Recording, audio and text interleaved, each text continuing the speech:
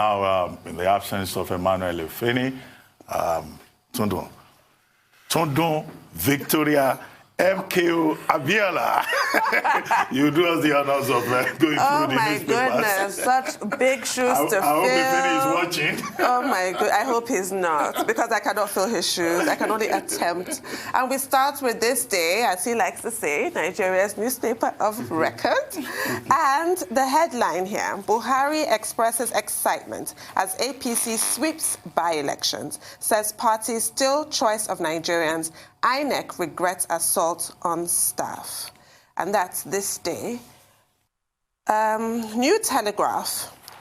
APC, PDP holds sway in 11 states' legislative polls. APC wins in Lagos, Imo, Plateau, Borno, Kogi, Katsina.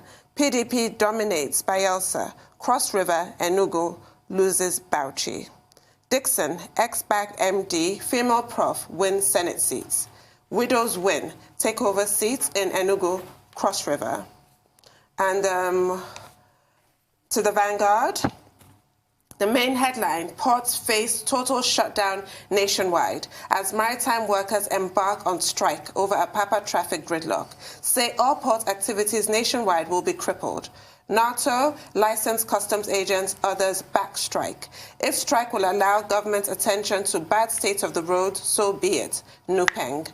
Federal government pleads with workers not to go on strike, says work on project delayed by COVID-19, #EndSARS protests. Lagos orders removal of unapproved street gates within 7 days. Nigerian Tribune. Police warn, another #EndSARS protest not allowed. Fresh protest premature, Kogi governor. West Africa Business News, thieves cart away millions of naira churches' offerings. Oh dear. Daily Trust, danger as recycled SIM cards flood streets, markets. Vendors register customers without ID. The act compromises national security, experts. NCC telcos deny wrongdoing, even as shoddy deals persist. Daily Sun.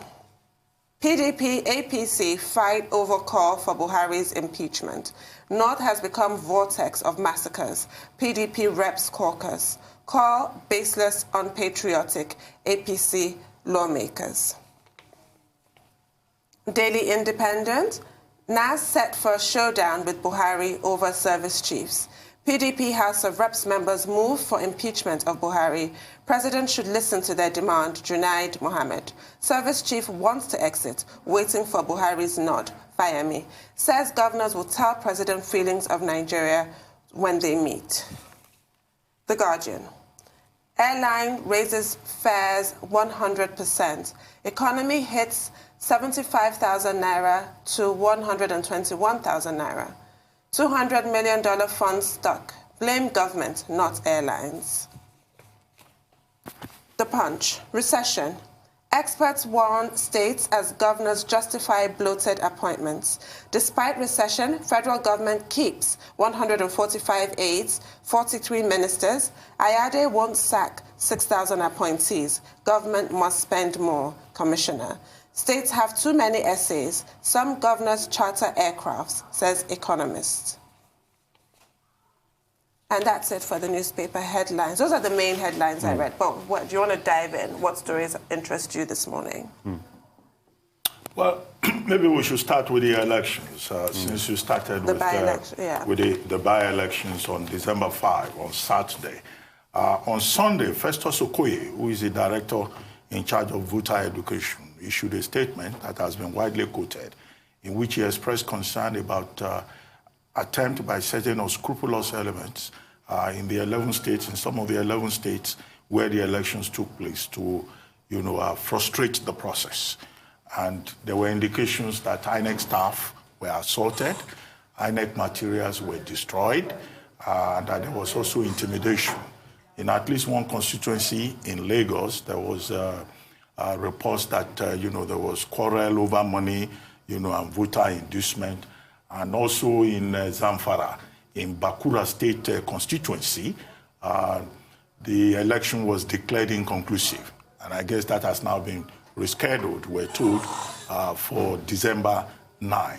But his verdict is that generally the elections went well. But if you look at the results, it will seem as if in those states where a particular party is in charge, they try to hold on to the senatorial seats and the House of Assembly positions. It's as if, if a governor is APC, he wants to win a state. If he's PDP, he wants to deliver those positions in his states. That's one pattern that we saw resulting in, very serious disagreement, for example, in Imo State, where the APC took the senatorial seat, and the PDP was complaining about having been rigged out. In Lagos, of course, the senatorial seat, Lagos East, was comfortably taken by the candidate of the All Progressives Congress. But generally, there was voter apathy. In many of the polling stations, voting had ended very early, or the electoral officials had nothing to do. So what could be responsible for this? Maybe perhaps because these are by-elections, and what is at stake may not be so much for the electorate. But I think, again, that's an indication that we still need to do a lot in terms of voter education. It may be a senatorial seat, it may be a House of Assembly seat, but every seat is important because the man that is going to win that election is going to represent the people. But in terms of performance on their own side, I think that INEC deserves a pass mark. But the voter apathy, maybe you trace it to the fact that, the election was postponed again and again. It should have been held before now, but then they said they had postponed it again. Maybe if we keep postponing the election, the people could lose interest, they could lose momentum, but it's something that we can think about. But that it has happened, and INEC has been able to do it successfully, I think is something to be commended. And I think it's actually very sad that 6 police officers lost their lives in Bayelsa. I'm looking forward to an investigation because that's an absolute disaster. Why did their boat capsize? It's awful that happened. Yeah, there was that accident. Yeah, it's an absolute tragedy. Quite very sad. I think one issue that I saw staring at me in the papers this morning is going to be the issue of the Apapa gridlock on the road. Yeah. We had Hadiza Usman here. That's the czar of the MPA. And she talked about the road, and she said things were being done to fix the road, and very soon it should be back on track. And only for us to hear now that the roads are so bad in the state that a lot of people even want to protest as regards the roads, leading up to the ports and the conditions at which they face. Costs have increased. The other day I was talking to a couple of people that help lift goods out of the ports, and they were talking about the colossal amount of money they have to pay.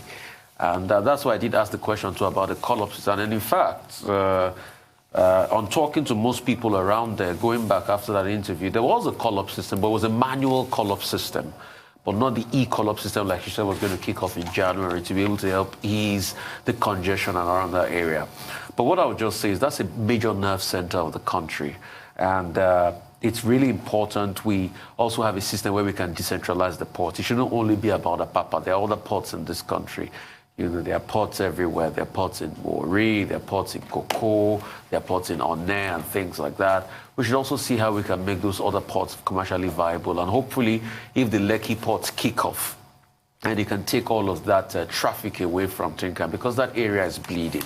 Because people that used to live around Apapa now, they can't live in their homes any longer. Most people, it's impossible. It's impossible. Most people are moving out of their homes. They're going to lead their livelihood elsewhere. It's no longer the Apapa we used to know. Such a beautiful residential area. Yeah, and it used to be cool. So it's pretty much our word against theirs. But most importantly, what we want is, a return to normalcy in that area. We've been talking about the deplorable state of the roads leading up to the port for quite a while now. And it's very sad that this has continued. This is a cash cow for the nation. She said when she was here during the interview that it makes about 276 billion. That's a colossal amount of money that it makes for the nation. And a place that makes so much money for the nation, then it's only right to do what is right. And also, by extension, I had spoken about this before, but I'm speaking about it again. The airlines, how quick can we have, the bailouts coming? How the Serica had been touted in the papers to talk about this bailout consistently and government meeting them halfway. But it's obvious nothing has been done. The money hasn't trickled in. And definitely, if they don't have that bailout, they're going to pass the cost over, to people that are boarding the planes. This is Christmas period. A lot of people might want to travel and use the plane. It's 100% increase. So, economy ticket? 75,000 naira. That's a sizable amount. That's a big chunk of money, for airfare tickets in this country. And when you look, only a couple of years back, a year or two back, it was almost half or less than half of that amount, to be able to travel. But now it will affect a lot of businesses, because for business owners too that travel through the airlines, they will also pass on the cost. And we need the airline sector. We need cheap air travel. We need to be able to travel amongst each other. One of the problems that we've had constantly is the problem of connectivity. I mean, you can't, the airfare that takes you to Kenya is as the same as will take you to London. That the connectivity problem is another issue. And I'm talking about local carriers that by extension ply other foreign routes, the likes of APC and CO and things like that, and even our local in-country flights. So something should be done speedily, because these people are hemorrhaging jobs. Eric, that Dr. Abati was saying, sacked about 200 people. And we've had other airline operators constantly talking about it. I was hearing the MD the other day of aero contractors, speaking about the fact how hard it is for them, to go back in business this season. So something should be done speedily, and I want the minister to look in strongly to that and help cushion the effect of all of this on the people, because people are crying. Well, about the airlines, much earlier in the year when, we established that the aviation industry worldwide, not just in Nigeria, was hit by COVID-19, the disruption in movement and in the global supply chain. The Airline Operators Association of Nigeria, AON, had initiated meetings with the Ministry of Aviation. And there was the promise, the expectation at the time that there was going to be a bailout for the for the aviation industry in Nigeria. Although some people disagreed with that and said, whenever you do a bailout for the aviation industry in Nigeria, it's like just throwing money into a hole. Although some spokespersons for the airline industry said, no, the precedent that was being referred to was not a bailout. But what we have seen in other parts of the world, particularly the United States, is that that particular industry is supported.